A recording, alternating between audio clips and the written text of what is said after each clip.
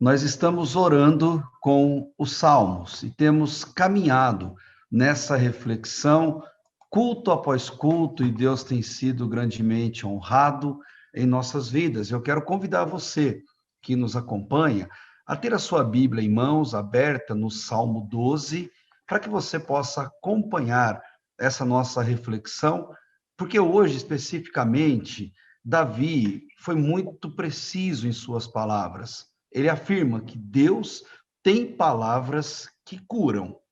Ouça essas palavras. O Salmo 12, ele mostra uma grande verdade para todos nós em nosso tempo que vivemos. Nós estamos em meio a pessoas más, mentirosas e muitas vezes tóxicas. Pessoas que produzem palavras que muitas vezes podem nos ferir e às vezes machucar demais. Você sabe dessa verdade. O pecado, ele acabou por transformar em armas de guerra psicológica a língua das pessoas. E muitas vezes essas armas são mortais. Basta uma palavra mal falada ou mal encaixada durante o dia para simplesmente nosso dia ruir e não consertar mais, pelo menos não até uma boa noite de sono e começarmos um outro dia em nossa vida. Isso chega, em muitas oportunidades, a nos adoecer, a ponto de perdermos a vontade de termos a companhia dessas pessoas conosco, de ouvir as suas vozes, e não raras vezes, queridos, acabamos nutrindo mágoas que se tornam em amargura. É verdade, palavras podem nos adoecer, mas também podem curar. A Bíblia não se cala quanto a um assunto tão importante. E no Novo Testamento, o livro mais antigo que nós temos ali, a matéria de escrita, que é a carta de Tiago, ele diz algo bem interessante, que com a mesma língua bendizemos ao Senhor e Pai, porém com ela amaldiçoamos nossos semelhantes, criados à imagem de Deus. E ele conclui, da mesma boca procedem bênção e maldição. Meus queridos irmãos, isso não está certo. Tiago tinha razão. O problema é que nós pertencemos ao reino de Deus, mas nós estamos vivendo no reino dos perversos, que tantas vezes é sombrio, negativista, desanimador.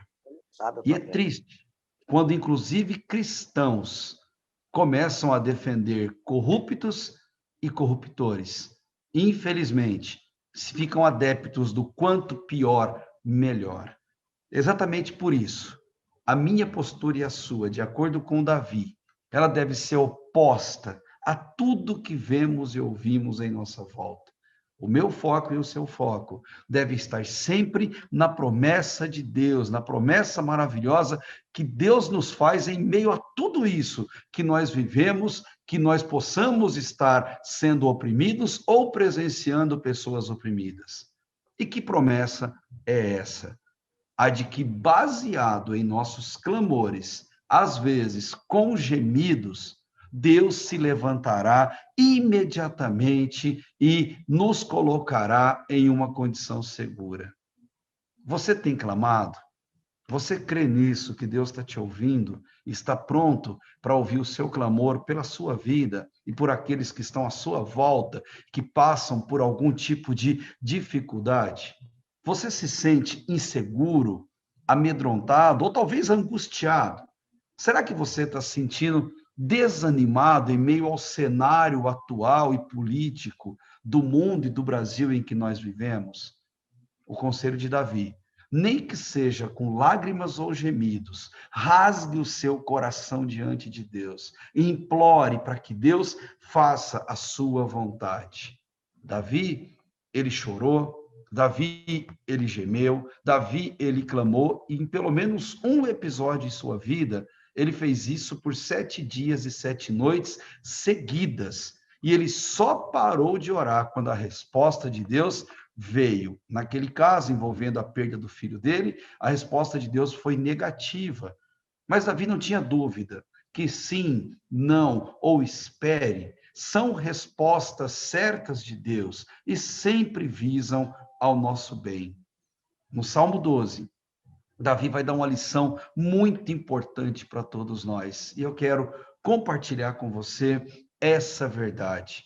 Ele quer dizer para a gente que, diante a nossa realidade, façamos um teste para termos um ouvido espiritual. Um ouvido capaz de ouvir e distinguir as vozes reinantes em nossa volta.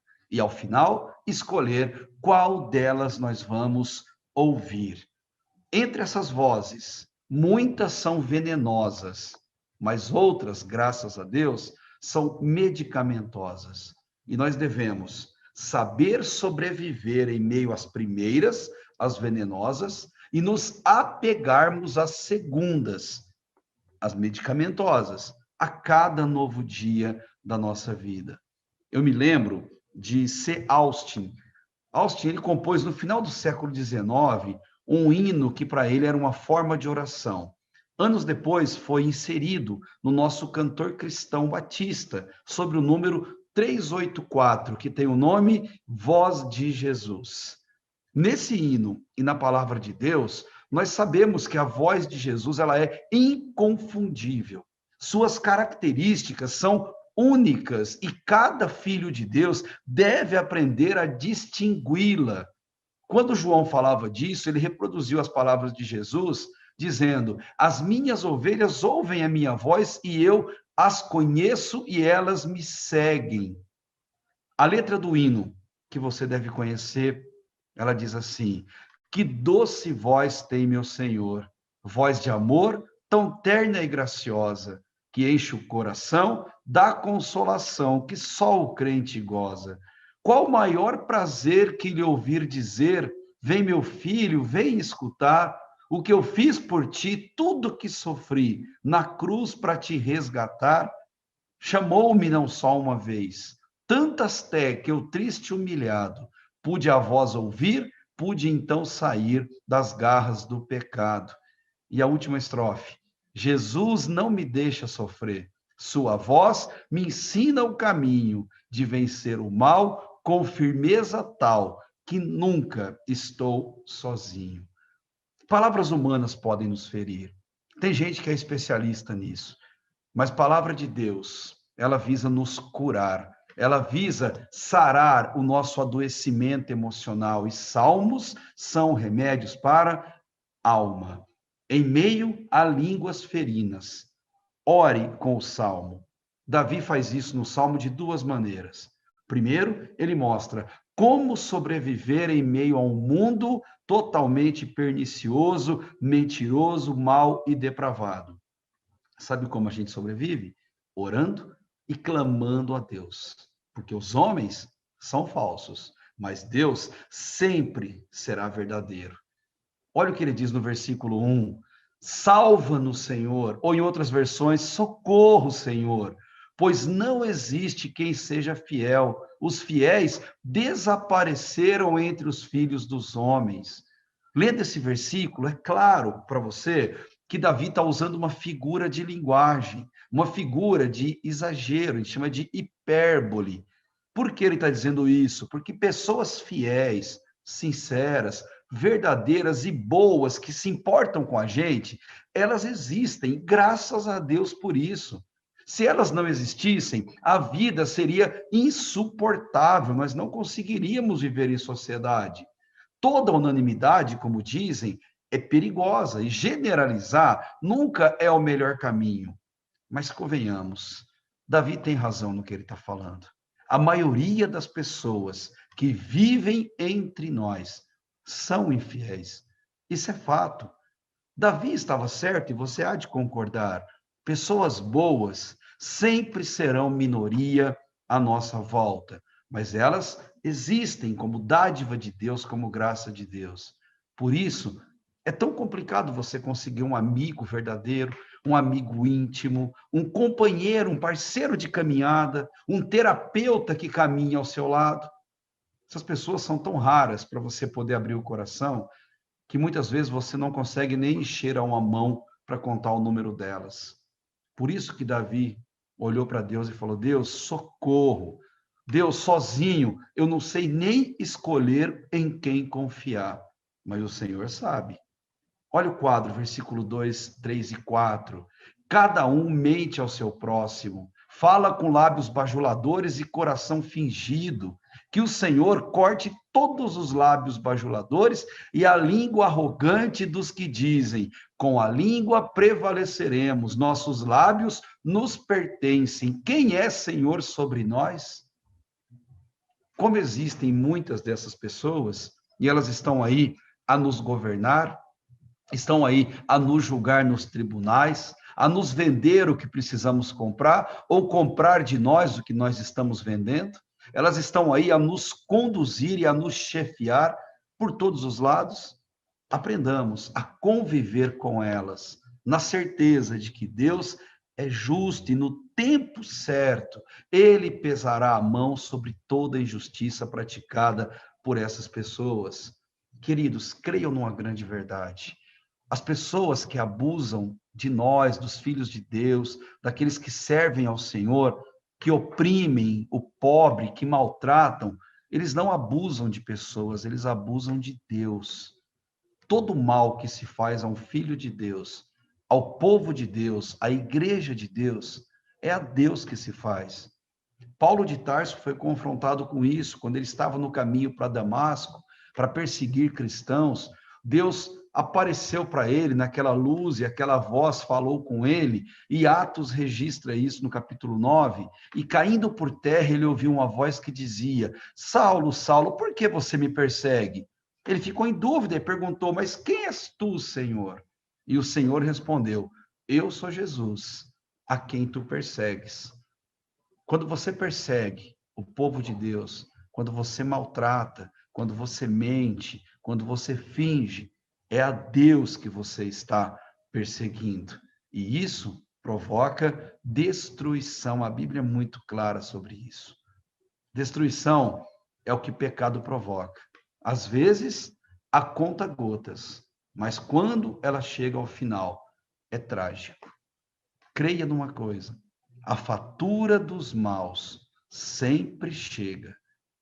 Davi, na segunda parte do Salmo, ele então reconhece a segurança daqueles que vivem debaixo da proteção de Deus, aqueles que vivem na presença de Deus. Por isso ele vai dizer no versículo 5, que é o versículo central desse salmo: por causa da opressão dos pobres e do gemido dos necessitados, olha a promessa de Deus: eu me levantarei agora, diz o Senhor, trarei segurança a quem anseia por ela. Deus está prometendo aqui claramente para Davi que vai julgar a nossa causa, seja ela qual for, e vai nos dar segurança naquilo que mais precisamos, quando a Ele clamamos. Pense um pouquinho, o que você mais precisa hoje, dia 21 de abril, o que você mais precisa hoje? É por isso que você tem orado insistentemente a Deus? Bonhoeffer, que foi um dos mártires aí da fé, ele disse algo bem interessante quando estudava os Salmos. Ele disse: sabemos que não existe sobre a face da terra sofrimento algum no qual Cristo, o único auxiliador, não esteja conosco, sofrendo e orando conosco. Que conforto saber que Jesus sofre com você, ora com você e intercede por você junto ao Pai. É por isso que você tem clamado? Continue a clamar. É por saúde? É por emprego? É por segurança? É por saúde emocional? Continue a clamar, porque Deus continua a ouvir. Versículo 6. As palavras do Senhor são palavras puras, como prata refinada numa fornalha de barro, purificada 7 vezes, ou pura perfeitamente.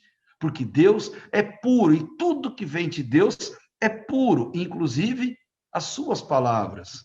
A palavra de Deus, ela confronta, sim, mas ela também consola, ela cura, ela liberta, ela corrige, mas acima de tudo, a palavra de Deus, ela nos cura da pior enfermidade que existe e da sua pior consequência. Falo do pecado e do inferno. Ouça a palavra de Deus. Davi vai terminar a sua reflexão dizendo: tu, Senhor, nos guardarás tu nos defenderás para sempre desta geração. É uma geração difícil, é uma geração corrupta, mas Deus nos defenderá dela, Deus nos guardará dela. Quando a corrupção, versículo 8, é enaltecida entre os filhos dos homens, os ímpios andam livremente por toda parte. Parece que Davi está no Brasil em 2021 e escreveu esse versículo 8. Quando a corrupção é enaltecida entre os filhos dos homens, os ímpios, aqueles que são corruptos, que fazem o mal, andam livremente por toda parte.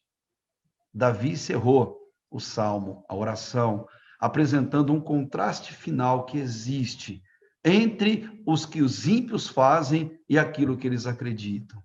Entre pessoas ímpias que celebram suas maldades, se banqueteiam daquilo que eles fazem, infelizmente, muitos aplaudem, acham bonito e até compreensível aquilo que eles fazem. Deixa eu dizer uma coisa para você. É triste quando um filho de Deus tenta justificar um corrupto, dizendo que ele rouba, mas faz, ou que pelo menos ele cuida dos pobres. É triste quando isso acontece. E quando fazem do errado certo, quando invertem os valores da justiça, os ímpios andam livre por toda parte. Os tribunais cometem verdadeiras injustiças e inocentam verdadeiros culpados comprovados, porque são tão corruptos quanto eles. Porém, o julgamento de Deus, esse vai chegar. E desse julgamento, eles não escapam. Qual é o desafio para mim e para você? Aplaudir a corrupção é ser conivente com ela. Silenciar-se diante do mal ou comemorar o mal é se tornar parte do mal ou pior do que ele. Ore a Deus para que ele te livre desse sentimento, dessa atitude terrível. Ele vai nos defender desta geração perversa, deturpada, e não deixar que a gente seja contaminado por ela. Mas não se esqueça, estamos em um mundo doente, mas a palavra de Deus é a única que pode nos curar, inclusive de nós mesmos. Ouça a palavra de Deus. E eu termino dizendo, faça como Bonhoeffer, que eu acabei de citar. Certa vez ele disse, a esperança dos cristãos está orientada para a volta de Jesus e para a ressurreição dos mortos. Seja essa a minha e a sua esperança. Esse mundo tem palavras que ferem, mas Deus tem palavras que curam. Ouça as palavras de Deus. Convido você a orar comigo. Aí onde você estiver, feche teus olhos. Deus, obrigado porque o Senhor é justo, porque o Senhor nos ama, porque o Senhor tem cuidado de nós. E obrigado, Deus, porque o Senhor nos colocou nesse mundo para impactarmos essa geração. Nós estamos no mundo, mas nós não somos desse mundo. Esse mundo jaz no maligno, Deus, mas nós somos seus filhos. Vivemos para o seu reino eterno. Deus, não nos deixa, Pai, achar bonito toda forma de corrupção, de opressão e de maldade que os homens pratiquem. Ó Deus, faça valer a sua justiça em meio a esta geração que nós vivemos. Pese, Deus, suas mãos sobre governantes ruins, juízes ruins e que fazem tanto mal ao teu povo. E ao mesmo tempo, ó Deus, age com graça sobre todos aqueles que sofrem opressão, injustiça e que, em meio a gemidos, têm clamado ao Senhor. Ó Deus, como é bom saber que o Senhor nos ouve. Te louvamos por isso e te agradecemos do fundo do coração. Em nome de Jesus, amém.